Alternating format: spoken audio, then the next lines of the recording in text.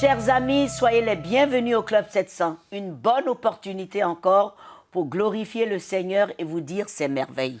C'est vrai, Massi. Oui. Et c'est un plaisir et une joie partagée Oui. avec nos téléspectateurs. Vraiment. Toujours. Toujours. Ils sont formidables. Et la fidélité de Dieu est la leur aussi. Bien sûr. Tout à fait. Vraiment, le pasteur Raymond Kofi et Massi, nous avons cette joie de partager ces moments avec vous. Et nous savons que vous êtes contents. Nous allons voir aujourd'hui l'histoire de Vicky, une femme d'affaires à succès, avec tout ce qu'on peut désirer dans la vie. Mais un jour, tout commença à s'écrouler. D'abord son mariage, ensuite un cancer grave. Contrairement à vous et moi, elle désirait plutôt la mort. Mais Dieu avait un autre plan pour elle. Regardez. On aurait pu croire que j'avais tout ce qu'il fallait. J'avais une Mercedes, une voiture de sport, une belle maison, des vêtements de marque. Tout semblait parfait. L'aînée de 5 enfants, Vicky Brown, avait passé la plus grande partie de sa vie à croire que l'acceptation s'obtenait par la perfection. J'avais eu le mariage parfait, le mari parfait, la famille parfaite. Tout le monde disait « Je veux une vie comme la tienne ». La vie enviable de Vicky comprenait la direction de sa propre entreprise d'aérospatiale, avec des contrats à des millions de dollars. Mais petit à petit, Vicky se mit à perdre le contrôle de ce monde parfait. Son mariage battit de l'aile et elle imagina avoir tout raté dans sa vie.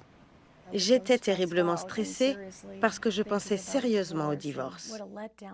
Mais quelle déception ça allait être pour ma famille. Ils me regardaient tous comme le modèle à suivre. C'était horrible. J'avais l'impression de me noyer, incapable de respirer. Puis en 1995, Vicky alla aux urgences en raison d'une toux persistante. Le médecin est revenu et a dit « Vous avez une masse de la taille d'un pamplemousse au niveau de la poitrine. Vous devez immédiatement voir un oncologue. » J'ai alors demandé « Pourquoi dois-je voir un oncologue ?»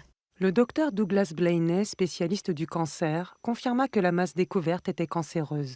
Vicky avait un lymphome médiastinal primitif à grande cellule B. À l'époque, nous ne disposions que de la chimiothérapie et des radiations comme traitement. Les chances pour elle d'obtenir une rémission longue ou une absence de cancer à long terme étaient de 50%. Je ne pouvais pas y croire et je ne voulais pas l'accepter. J'étais déprimée. C'était une situation horrible et c'était une chose supplémentaire sur laquelle je n'avais aucun contrôle. Une fois par semaine, Vicky devait subir 5 heures de chimiothérapie. J'ai essayé de rester positive au début, quand le médecin me disait qu'il fallait que je me batte. Mais avec le temps, la chimiothérapie m'a complètement épuisée. En décembre, j'ai voulu arrêter le traitement. Vicky ne pouvait plus travailler normalement. Elle avait perdu du poids. Elle ne pesait plus que 50 kilos. Je me demandais, mais qu'est-ce que j'ai fait pour en arriver là? Vicky avait grandi à l'église, mais ne s'était jamais tournée vers Dieu pour lui demander son aide. Elle ne voyait pas comment même lui pouvait restaurer quelqu'un d'aussi brisé qu'elle, ou aimer quelqu'un d'aussi imparfait. Juste avant Noël, elle fut opérée d'une méningite cérébrospinale et d'une double pneumonie. Ma vie était finie. Je n'avais plus rien à offrir. J'étais tellement déprimée. Il valait peut-être mieux que j'arrête de vivre. Tous mes problèmes disparaîtraient. D'ailleurs, c'était peut-être moi le problème. La seule chose qu'elle souhaitait était de passer un dernier Noël avec son fils. Mon plus grand espoir était de tenir jusqu'à Noël. Vais-je pouvoir passer Noël avec mon fils? C'est à lui que je pensais.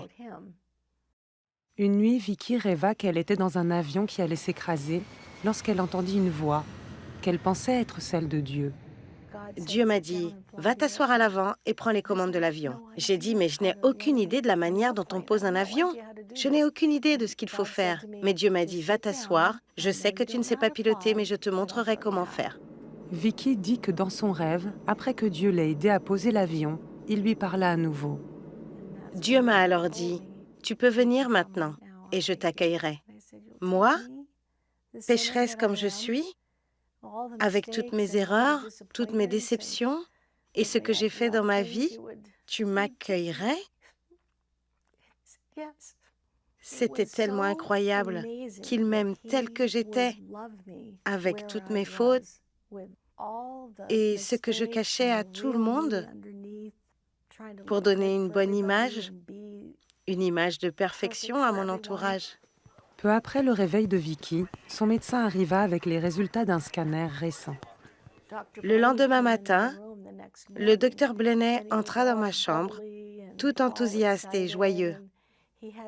Il avait des papiers en main et il m'a dit « La masse n'est plus là. La masse n'est plus là. »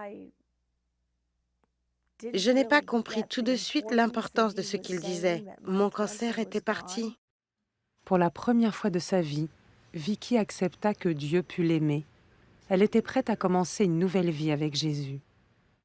Je pouvais accepter son amour, accepter non pas un espoir, mais la certitude qu'il allait m'accueillir, qu'il allait m'accepter et qu'il était heureux de le faire.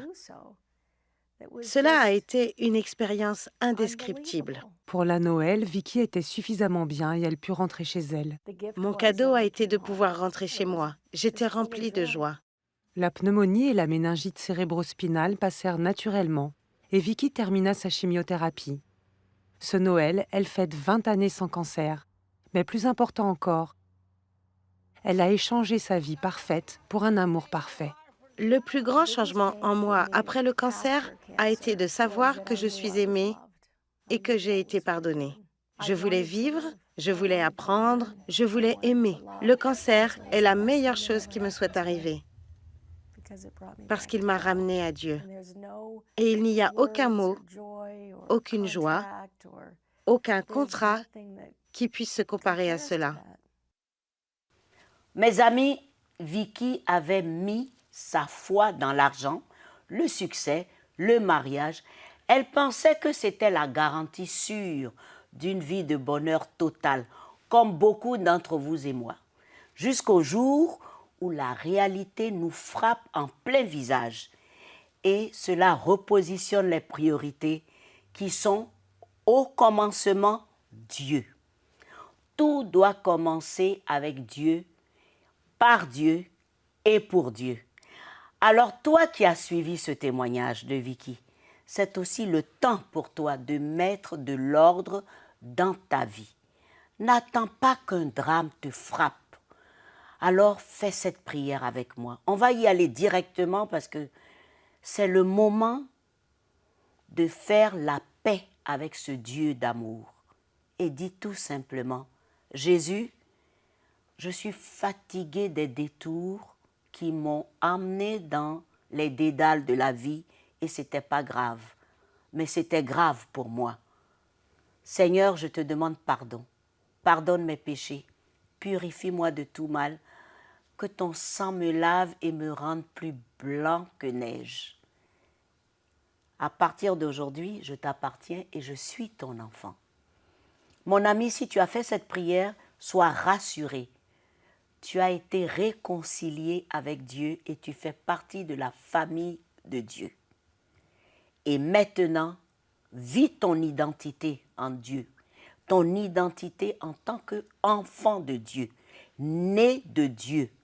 Plus de la chair ni du sang, comme le dit Jean, mais né de Dieu. Et vis la vie en abondance. Je t'assure, tu es béni, tu es guéri, tu es restauré. Et cela au nom de Jésus. Amen. Merci, Massi. Amen. Ils ont été édifiés, Oui. je suis sûr. Oui. N'est-ce pas? Tout à fait. Mais ne nous quittez pas, les amis. À tout de suite.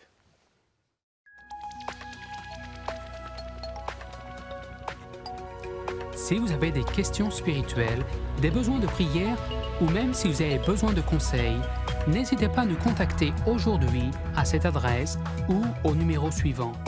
Nos conseillers sont là pour vous aider. N'oubliez pas, nous sommes là pour vous.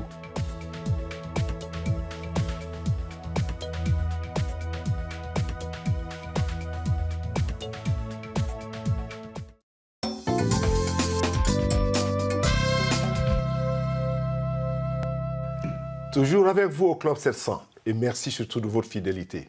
Oui, je sais, pour vous poser la question, est-ce que le pasteur Luc est toujours là avec nous? Si, il est là. Pasteur Luc?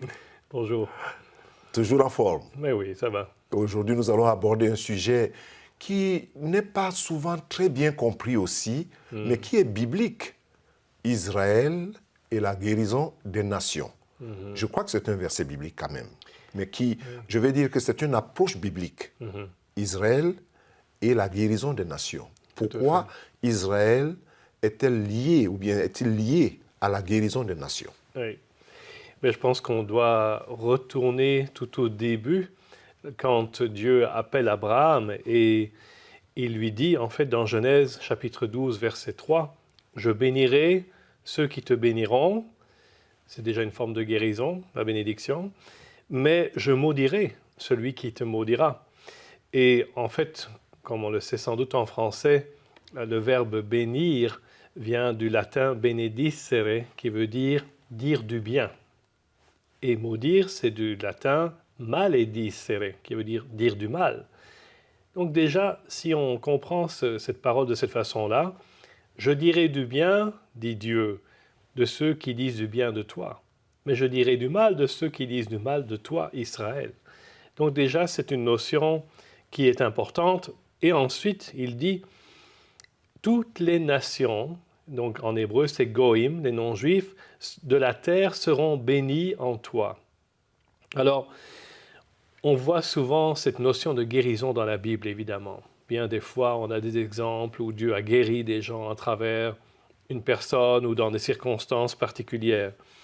Et d'ailleurs, comme vous le savez sans doute, un des noms de l'Éternel, c'est Adonai Rophé, ce qui veut dire le Dieu qui te guérit, ou le Dieu, ton docteur en réalité. Rophé, en hébreu, ça veut dire le docteur.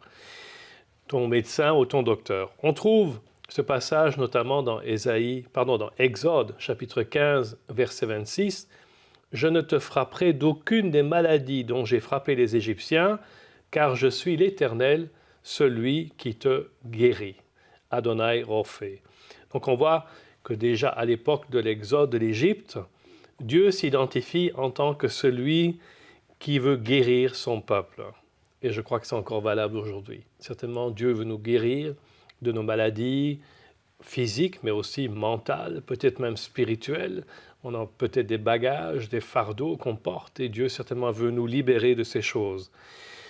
On voit aussi, à l'époque du roi David, qu'il avait confiance que Dieu le guérit et guérissait son peuple, puisqu'il déclare ceci dans le psaume 103, verset 3, « Ô mon âme, bénis l'Éternel, car c'est lui qui pardonne toutes tes fautes et qui guérit toutes tes maladies. » Quel verset extraordinaire. Dieu veut notre guérison. Non seulement il nous pardonne, mais il veut aussi nous guérir. Et puis un peu plus loin, dans le prophète Malachie, chapitre 3, verset 20, il dit que pour vous qui craignez mon nom, le soleil de la justice se lèvera et la guérison est sous ses ailes. Donc on peut s'imaginer Dieu comme un aigle qui veut nous couvrir et qui veut nous protéger, mais en même temps qui nous apporte cette guérison. Et puis bien entendu, nous savons que Jésus est celui qui sera le vecteur principal à travers lequel Dieu va apporter la guérison, non seulement physique, mais aussi spirituelle, à notre monde d'aujourd'hui. Alors, est-ce qu'il faudra-t-on dire que, comme vous l'avez bien cité dans la parole de Dieu, je bénirai ceux qui te béniront, je maudirai ceux qui te maudiront. Donc, la guérison des nations, ou plutôt la bénédiction, fait partie intégrante de la guérison.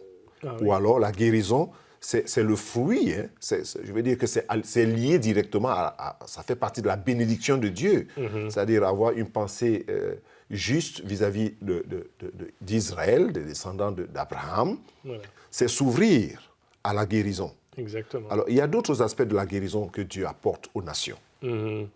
Et puis, voilà, justement, aujourd'hui, on a vu ces versets qui nous parlent de la guérison plutôt, disons, spirituelle, hein, que Dieu promet à travers sa parole. Mais qu'en est-il du peuple juif aujourd'hui?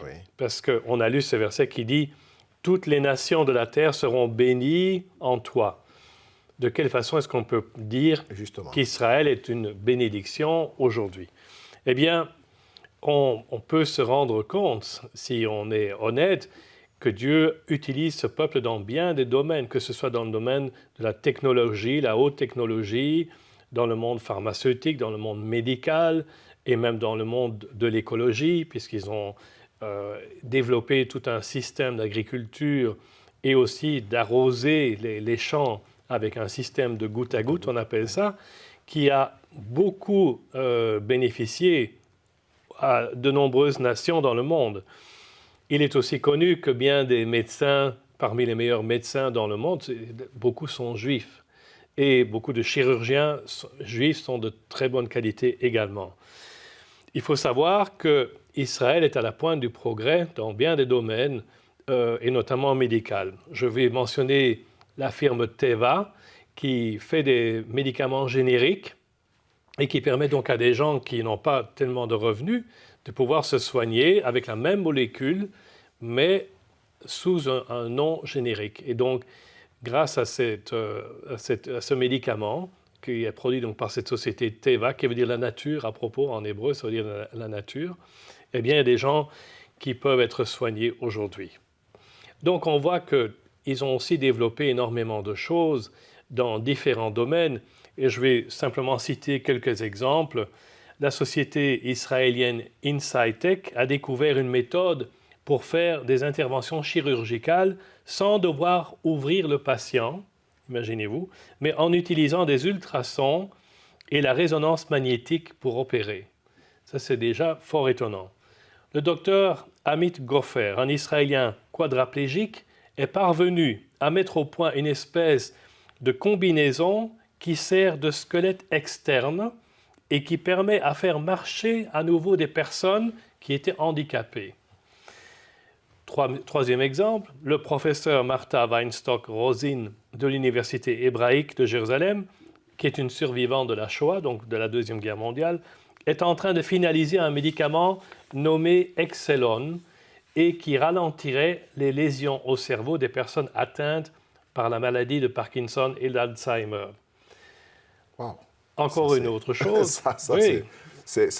La liste est vraiment longue. Elle est longue si on veut vraiment aller dans tous ces détails, mais tout à fait. Je pense que ces détails sont suffisants pour amener les gens à comprendre cette déclaration de la Bible qui dit que Dieu bénirait ceux qui bénissent Israël.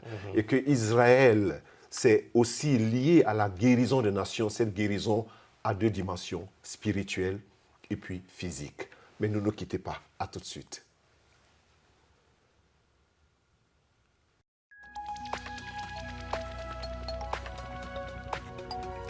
Si vous avez des questions spirituelles, des besoins de prière ou même si vous avez besoin de conseils, n'hésitez pas à nous contacter aujourd'hui à cette adresse ou au numéro suivant. Nos conseillers sont là pour vous aider. N'oubliez pas, nous sommes là pour vous.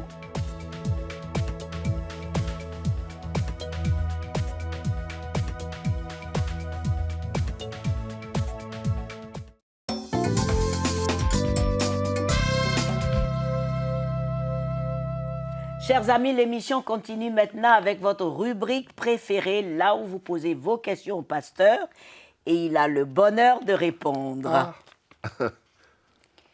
Première question. Comment savoir que Dieu nous a déjà pardonné? C'est une bonne question. Comment savoir que Dieu nous a déjà pardonné? Oui. La Bible dit dans l'épître de 1 Jean que si nous confessons nos péchés, il est fidèle. Qui est fidèle? Dieu. Que Dieu est fidèle pour nous pardonner et pour nous purifier de nos iniquités. Donc, l'assurance que Dieu m'a pardonné, c'est sa parole, ce que Dieu a dit. Je ne veux pas me fier à mes sentiments. Je ne veux pas me fier à ce que j'entends des autres. Je me fie à la parole de Dieu. Dieu a dit dans sa parole donc, que si je confesse mes péchés et je les abandonne, il me pardonne. Je crois à sa parole et j'accepte cela comme vérité pour moi. Là, je sais. Tout est là. Et le Saint-Esprit fait le reste. Cela. Oui, il faut savoir accepter ce que la Bible dit. Très bien.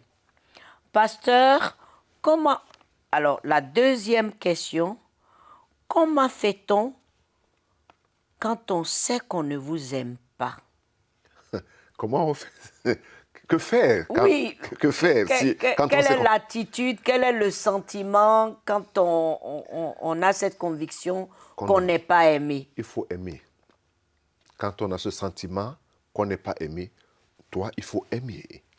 C'est ce que le Seigneur nous dit. Ça, c'est très fort. Oui, parce que c'est très fort, justement. Jésus dit, aimez ceux qui vous haïssent. C'est ça. Et aimez vos ennemis. Aimez-les. Donc, c'est la solution, c'est la clé. Si j'ai le sentiment qu'on ne m'aime pas, il ne faut pas que je fasse la même chose comme les autres. Je dois faire le contraire. On ne m'aime pas, oui, d'accord, mais moi, je vais aimer. C'est ce que l'apôtre Paul dit. Je vous aimerai davantage, même si je suis moins aimé de vous. Et je me dépenserai volontiers pour vous. C'est la clé. Et c'est tout, Massi. Aimez vos ennemis. Tout à fait. C'est ça la Voilà. clé. Ah, pasteur, Désolé. bonne réponse à tout ça. Eh bien, chers amis, nous allons retrouver cette petite Tanzanienne qui a eu une grande bénédiction. Elle a été emmenée jusqu'en Israël pour être opérée du cœur gratuitement. Regardez. Voilà le son d'un cœur en pleine santé. Mais le cœur d'Esther, une orpheline tanzanienne de 14 ans, n'a pas toujours été ainsi. Enfant, elle souffrait de cardiopathie rhumatismale. Il n'y a pas eu de détérioration dans la maladie depuis son départ d'Israël. Voici ton cœur. Il compte 4 chambres. Oreillette droite, ventricule droit, oreillette gauche et ventricule gauche. Ici, nous voyons la valve que nous avons réparée. Il y a 5 ans, CBN News rencontrait Esther pour la première fois alors que l'organisation israélienne Save a Child's Heart allait pratiquer l'opération qui lui sauva la vie. Le docteur Alona Rocher rencontra Esther en Israël. Elle l'examina ensuite en Tanzanie au cours d'une mission médicale de Save a Child's Heart à Dar es Salaam. Quand elle est venue en Israël, les valves avaient de telles fuites que son cœur avait 2 fois la taille normale d'un enfant de son âge. Son cœur avait la même taille à 10 ans que celui d'un homme âgé, et de mauvaises contractions. Et bien que très malade, elle était néanmoins très heureuse. Save a Child's Heart est basé ici, au centre médical Wolfson, près de Tel Aviv. Esther arriva ici par ce que d'aucuns qualifient de voyage miraculeux pour l'opération qui lui sauva la vie.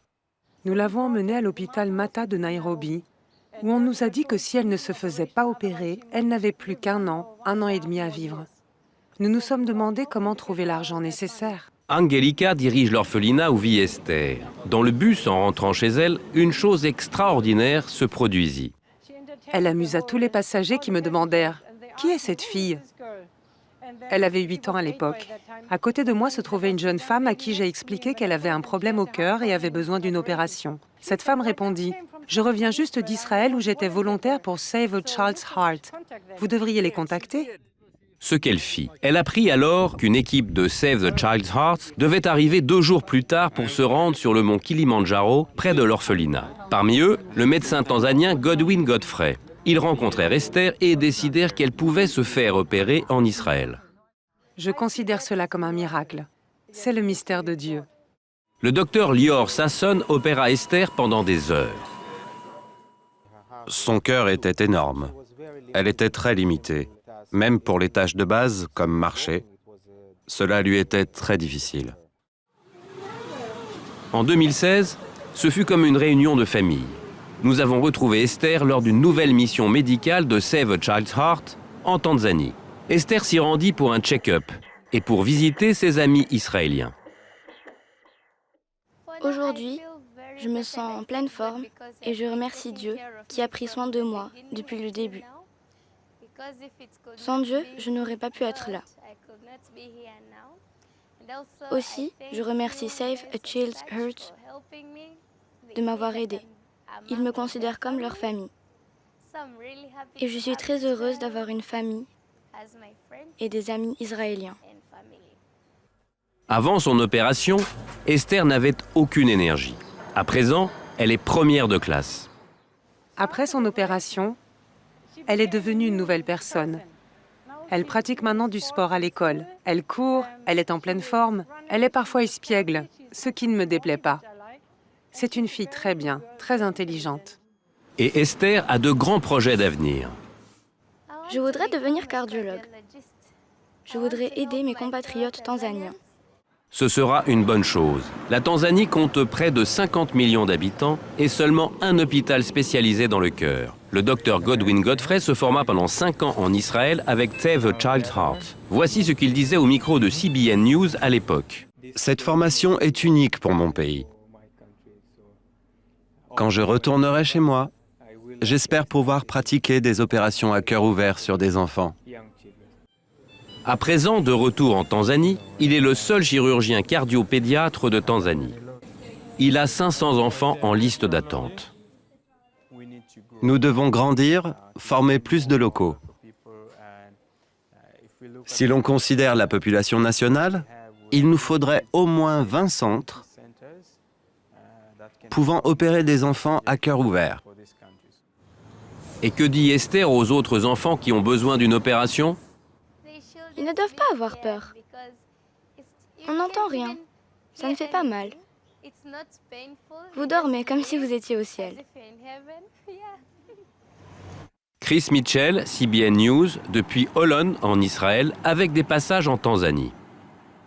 C'est beau et c'est vraiment un miracle pour Esther qui est très reconnaissante. Une grande reconnaissance dans son cœur. Oui. Oui, d'avoir reçu des autres cette contribution, cette aide, et puis ça s'est très bien passé. Et elle, aujourd'hui, elle a un rêve, elle veut devenir médecin elle-même. Mais c'est un bon rêve. Pour aider son peuple. C'est formidable. Oui, parce qu'elle a compris le message. Oui. Vous étiez dans le besoin, d'autres personnes vous ont aidé, alors vous vous sentez comme appelé, interpellé dans votre cœur, que qu'est-ce que je peux faire pour répondre à cet amour que les autres ont manifesté vis-à-vis de moi. Oui. Alors je commence à rêver, je dis peut-être faut que je sois médecin pour aider aussi pour mon peuple. soigner gratuitement aussi. Tout à fait. Et pour que ça arrive là, il a fallu de l'aide, Oui. il a fallu des dons Oui. de la part des uns et des autres, un peu partout en Afrique. partout. Les amis du Club 700 sont formidables. Il y a des gens qui ont ce qu'on appelle comme on dit, le cœur à la paume de main. c'est ça, les amis du Club 700. Oui. Ils ont des cœurs comme à la paume de main. C'est-à-dire ils veulent toujours répondre, ils veulent toujours chercher des occasions. Et donner. Et nous voulons encore plusieurs d'autres amis. Oui. C'est un appel. D'autres amis. Venez plusieurs à être amis du Club 700. Et venez de partout. Le monde, tout à fait. Et venez de partout. Alors, sur cette belle note, nous allons terminer l'émission aujourd'hui, sans oublier de vous rappeler que vous devez vous connecter sur notre Facebook et aussi aller dans nos bureaux régionaux. Pasteur, merci. Le plaisir est partagé. Au revoir, mes amis. Soyez bénis.